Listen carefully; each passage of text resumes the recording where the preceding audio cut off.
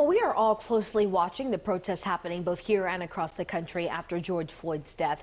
But we certainly aren't studying them as closely as two sociology professors at the University of Maryland. They're looking at these protests and bias in policing, then examining what all of this means about race in America. Stetson Miller with their findings. It is what democracy looks like.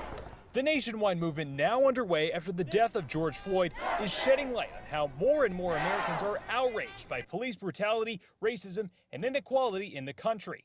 The racial diversity of the crowds that we've seen is something that didn't happen 5 years ago.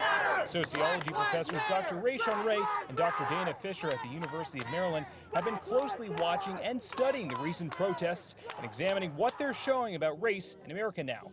For example, they looked at the racial makeup of protesters over the last weekend in New York, Washington, and LA. Between 50 and 60% of the crowds were white in each of these cities this weekend, which does suggest that you see the white allies joining the crowds. It's very good evidence of the diversity of the movement. Dr. Ray says recent polls show a large number of Americans realize that the killing of George Floyd is not an isolated incident and is part of something larger and want change.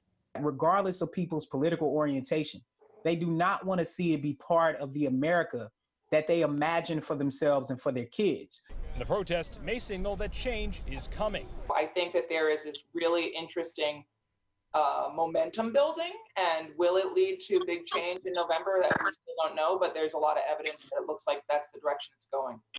They also have developed a tool that could help with the issues in policing in departments across the country. We've developed a virtual reality decision-making program that helps police officers to make better decisions. If Baltimore and others get on board with this type of advanced, innovative training to help their officers make better decisions. And Dr. Ray says one way to have constructive conversations about race is to start at home and talk with the ones you are closest with. Reporting for WJZ, I'm Stetson Miller.